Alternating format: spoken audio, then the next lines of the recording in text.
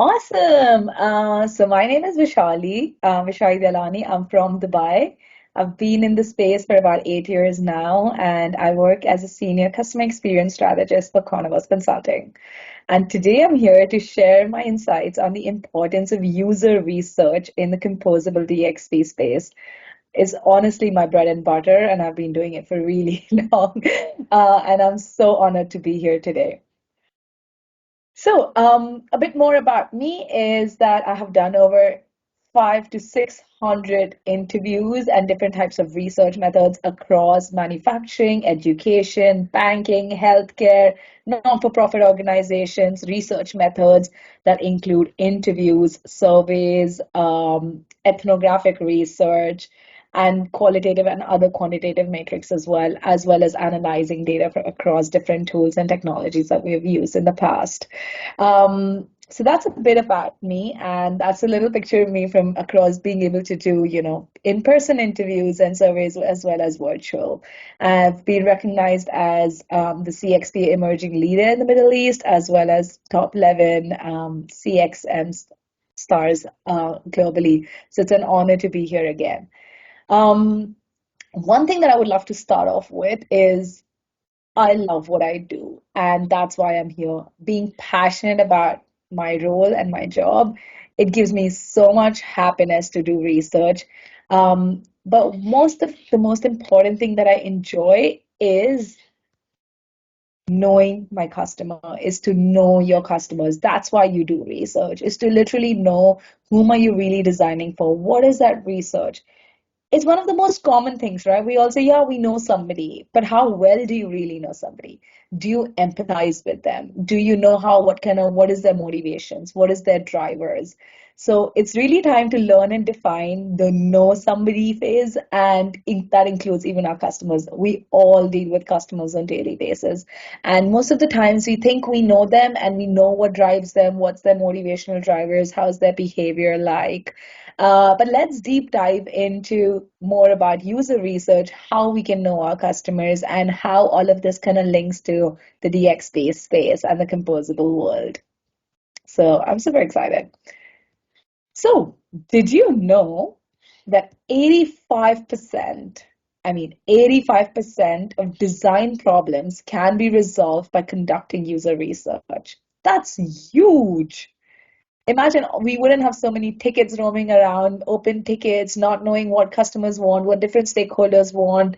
When you're designing like a partner portal, you don't know what features should be applicable for like dealers or shouldn't be applicable for somebody authenticated, unauthenticated. There's so much that goes in the background that involves gathering requirements, understanding, the users, research, and putting all of that holistically into the experience that we design through the right kind of design.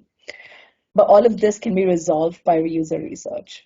But wait, how does this really impact everyone in the room today? Let's talk about it. So, design problem. Now, what does design problem mean?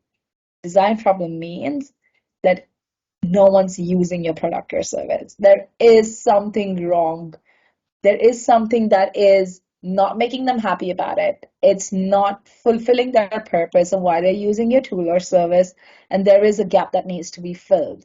And when there is no right usability in terms of the experience of the design or the UX, or it can involve the UI, the aesthetic look and feel, all of this play a huge role into things and how these are integrated into the world of technology, business processes, and the right tools that we're using. All of these impact on our design, and the usability is not great. That means no money. And guess what? When you don't have usability and no money, automatically that design problem does become your problem. So let's talk more about it. So what is user research? Anyone here who would love to tell me a bit more about what they think user research is? Customer surveys. Mm-hmm. Awesome. Anybody else in the room? No problem. Ideally, Yes. interviews. Okay. Awesome. So user research, that's all great answers. Those are types of research. But what really is research? Well, I'm not going to go through this boring theoretical definition. So what I want you to take away from this is this. Is user research is understanding your users' needs. It's really knowing them, empathizing with them, understanding what drives them, what's their behavior like, why would somebody want to do something in a certain way, and how does that work for them. That all those learnings and insights then help you to design that product or service that you're trying to do. All of those insights inform the decision that you're trying to take, whether what happens if the person's navigated from this CDA to this page, or would they want a model open, or would they want that slide drawer open. What is that customer expecting? And all of that, the insights you gather, the decisions that you make, they're looking for a usable, useful, and delightful experience. So user research is understanding your customers' needs, or your users' needs, and this can be across different segments of users, and we'll dive a little bit more into it, that help you gather those insights to inform that decision, that design decision, to be able to create products that is useful, usable, and delightful. And the reason I'm emphasizing on delightful again is I'll come to it in just a second. But who are these people? These are our research. These are our users, our customers who use our product on daily basis. Most of the time, we marketers and the technologists, we design stuff, but do we really know if Alex, John, or Megan are enjoying our product? What kind of research are we learning about? What do we know about them? And that's a big question mark. We may seem like, yeah, we know what we want, but we don't. And so understanding your users is the first step towards user research. There are different ways you can do it, and there are different things that I'm going to walk you through. So that's one aspect of it. This also involves understanding your personas, persona identification exercises where you spend time with them, conduct interviews, conduct research, identify your key core customers based on the returns that you receive. So for example, if you have authenticated and unauthenticated users, or you have B2C and B2B users, understand what works for you, understand the industry that works for you, and where is the most profit coming from, at least for that aspect of things, to kickstart. See what people like about your product and what they don't like, and start learning more about your customers on regular basis. Make that effort to communicate with them. That's kind of the process of understanding. This will help you to be able to create and identify your personas. Say you then know you can segment people in a certain group based on their behaviors and motivational drivers and how they like things, and then you can actually do A/B testing and everything for them. But without knowing them, you cannot continue designing. That's one aspect of it. But have any of you come across something like this? So a bit more about this is an emotion and feeling wheel by Junito Institute. Emotions in business? Really, Vishali? What are you talking about? But yes, just like you want to design anything and you feel happy when you use something, that's how your customers feel. And it's equally important to create delightful experiences. You don't want your customers to be in a space where you're like making them feel anxious, worried, stressed. Oh my God, what is it going to happen if I click this button? Oh my God, I'm getting these errors. And this sounds like I'm being punished for something I'm not even done. How do you communicate all of this through design? Because you're not going to be physically present with your users, right? At all times, helping them navigate through each CDA or each page. So you want to create a friendly, a delightful experience, make them feel comforted, peaceful, rather than making them feel like irritated, annoyed, disappointed. Emotions play a huge, huge role in the world of business today and the design that we create for them. It is equally important when we are working on these digital transformation projects and we are rethinking about how the website should look or that e-commerce platform should look, that we think about how is that person going to feel if they click this button when I'm designing it? Are they going to like it? Would I like it if I was in that space? That's when you really think about, I'm empathizing with somebody. After all, even I'm somebody's customer. When you think about these things, you can really elevate your own craft to design the right experiences. You then know you can always use this wheel and say, you know what? I actually want to make somebody feel optimistic and cheerful after they've done something successful. Make them feel happy about it. Say congratulations, celebrate them. And designing that kind of experiences with the right tone of voice really elevates their entire design journey, that journey that they have with your brand. So always try and remember that whenever you're designing, you want to be able to create delightful and usable experiences. Now, when I say delightful, it just doesn't mean you do all the right design work of it, but it also means that you help them navigate them to the right place when they need to. Learn the art of knowing when to open a page or when to direct them to a new page or when that CDA should work. You don't want to confuse your customers with the right too many buttons or designs and extravaganza things. They want simple design. They want something that's easy. And you know what? To be able to create something easy is much more difficult than to be able to create a complicated product or service. So creating delightful experiences is a huge part of user research. Well, I've already spoken about, some of the stuff and what user research is, but what is the importance of it in the world of today? Imagine Bobby telling you, at least get to know me before you're designing something for me. It's important that I know you know me. What kind of dress do I like? Do I like a crown or do I like a neck piece? Do I want pearls or do I want like gold bracelet or gold chain? So it's kind of important to know what they want and then create something for them. So it's time we start listening to our customers, or guess what? They have got so many other options that you cannot even imagine. So it's hard to keep up to their needs and expectations today. But how will this help you? Obviously, besides the competition that we have in today's world, one of the other things is that this will help reduce your development and support costs. Once you know what you're designing is the right thing for them because you know them, you understand them, you've gathered the right requirements, you're not going to go back and forth with a lot of iterations and then create a lot of like support documents and support sessions because you don't need to do that. They will automatically know how to use stuff. It's simple designs. And secondly, it will increase usability and satisfaction, and that leads to more money, obviously. So, but I wish it was as simple as it is, right? So, what are some of the roadblocks that we all face? And we have been hearing about it from people across us. We all keep talking about, oh my God, strategy is so important than over technology. But there are some roadblockers that we can walk through, and we'll talk about it as we dive into it a bit more. And I'm sure you all will resonate with it. Limited resources. We all are like, oh my God, no budget, no capacity, no people. Sorry, we can't do this. Who's going to do all of this work? Outsource it.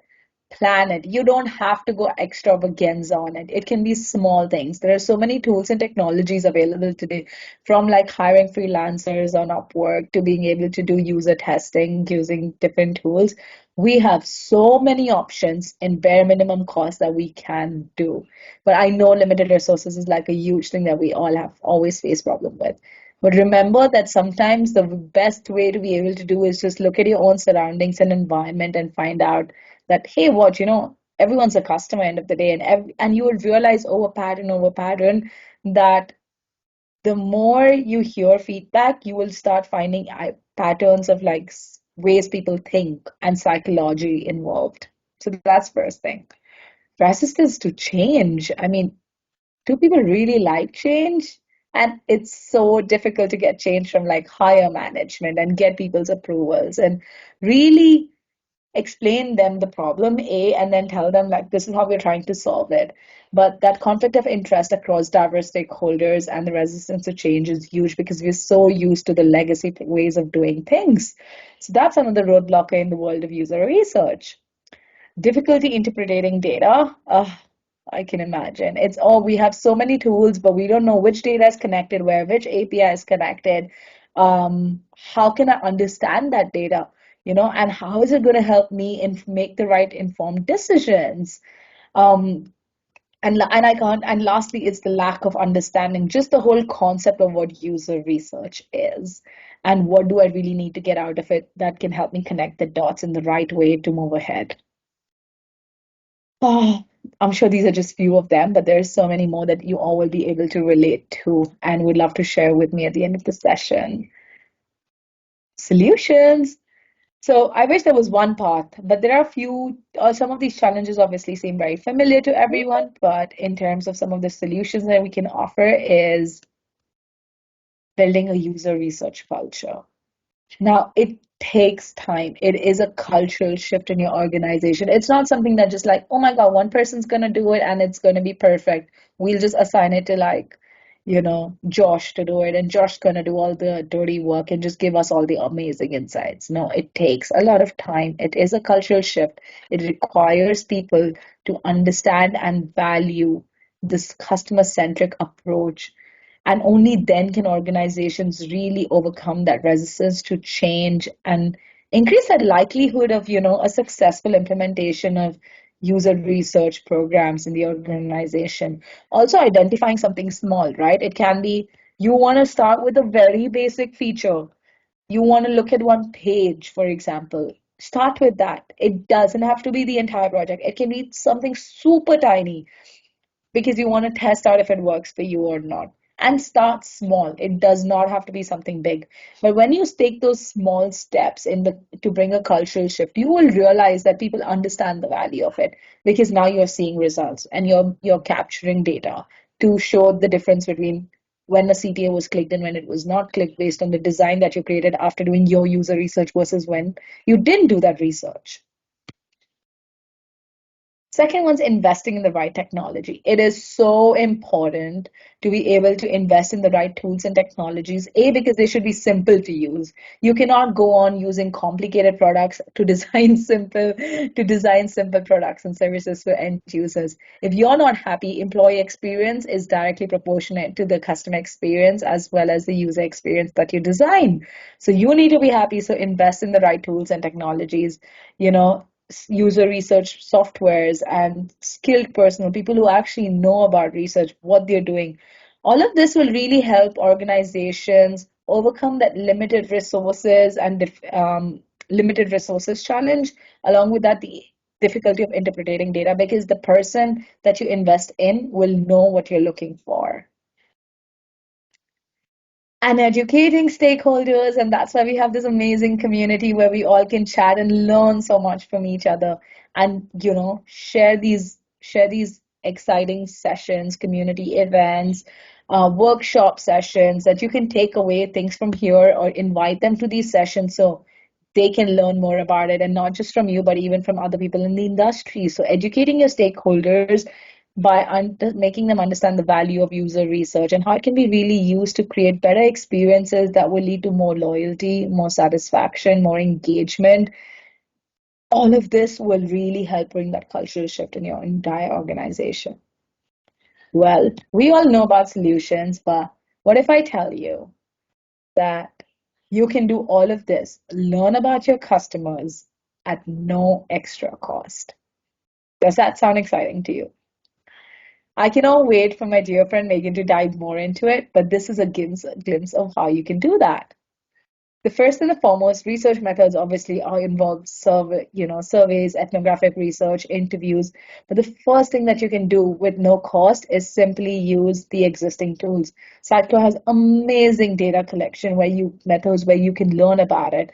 There's path analyzer where you can identify the path and the journeys that your customers are taking on XP. You can understand where is somebody getting navigated from, where are they moving to, what's their journey like, map out those journeys, see if they end up making a transaction, what happens if they don't make that transaction, do they come back, are they repetitive customers, what is the number of visitors like, how many times are certain segments visiting versus the other. There's so much you can learn about it. When are they exiting, are they seeing an error in exiting, are they bored of a long form that you've asked them to fill in, is the website slow? There's so much that you can learn about the entry and exit points through this path analyzer and the customer journey mapping. So try and use this existing tool that we have. Second one is A/B testing. Along with that, you can also have the option to understand what that percentage of that experiment was. Say you did in a certain home banner, you put a picture versus in the other one, you just put a text. What persuaded the user to click more? Where was the CDA more prominent? What happened when which variable worked better? What was that conversion rate like? What was that visitor rate like? What was the control group versus the test group? What was that A/B testing? How long do you want to run that campaign for? Who's your target segment? All of these things is something that you can capture and learn. Along with that, there's so much more in the CDP platform that we can dive into. It is mind blowing, but it just takes us time to be able to learn and understand all of that. And lastly, it's search, evaluate search analytics. Your customers are trying to talk to you via search. It's a great way to listen to your customers because search is kind of a conversation that users are coming to your site and trying to find something. And that's when you know A, where their interest is, what they're thinking, what are the keywords they're looking for, what are the identify few patterns, and kind of start from there itself. And start, you got to start from somewhere, right? So try and pick those patterns and identify all of this. That'll help you to dive more into it. I'm going to go more into the analytics because I am super excited for Megan's session. But these are top three ones, and this is a great segue into her session. So one quote that I would love everyone to take away from today that I kind of quoted myself, where it is search is a part of user research. So it's a search is the user's lifeline for mastering those complex websites. If they can't find anything, they're just gonna go like tuck, tuck, tuck, and I know what I'm looking for. Remember that when you're designing your product or your service, it's not about just ticking those boxes or closing those tickets or kind of completing those deadlines. Think about the emotions you're trying to trigger in somebody when you're designing and what your customers really want. Because when you understand that, you will know what they want by learning about it through the right kind of data. You have everything you need. It's just you need to look for it at the right place. So with that, I would love to end my presentation and the floor is open to a lot of questions. Oh, I'm on mute. Thank you, Vaishali. That was very informative. We do have a few questions. So one question is from Chris. He asks, are there ways you can gather the emotion of people as they currently visit your site so you can personalize on it? Have you done that before, or are there tools or frameworks that we could use? Oh, that's a great idea. I wish we did that before, but you can also identify patterns through a lot of emotions can be captured through qualitative insights more than quantitative insights.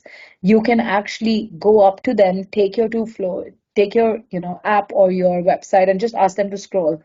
You will see through eye tracking the way you do it, how they're researching and using your website as well. There are no tools at the moment that we have used because also a lot of organizations feel that it is extremely expensive to do. That's how I would highly recommend to go through the qualitative insights method. It's much, much cheaper and you get a first-hand feel of it as well. According to Nelson, there's a quote that's very beautiful, and I absolutely agree. It's like 95%. If you conduct at least 6 interviews or 6 surveys, you conduct 6 user research with different participants. It covers nine. You will identify 96% of the problems that you have in your design. So try and speak to people more and build that relationship. You will learn so much more than any tool or technology, especially when it comes to emotional framework. Awesome. Thank you. And there's another question. So where is the limit between user research and privacy invasion? Ooh, very interesting. I think it's very, very different because when you're talking about user research, you're not going to go ask them something completely extremely personal. But what you're trying to do is use your observational skills to identify ways of how people are responding to you. You would not want to ask them, oh, tell me the privacy questions are completely different, I feel, from user research. When you're looking at user research, you need to understand what problem are you trying to solve. That's the first and the foremost. A lot of people and a lot of organizations that I've worked with, the biggest problem is they don't know who their customers are. They don't know whom they're designing for. No matter how much we say we know our customers, you don't really know them till you don't empathize with them and understand them. So when I'm talking about motivational drivers, for example, I'm on an e-commerce platform. I need something and I know maybe a promotion will get me, or like I I went on the website, I added stuff to the cart, but I didn't complete my purchase. And then the website's like, hey, you forgot something. Here, take additional 10%. And that's a motivational driver, right? Anyone would like that. That's amongst the most simplest tools and techniques that we can use. But I don't think there's completely difference between privacy invasion and user research. It really depends on the questions you're trying to ask and what problem you're trying to solve.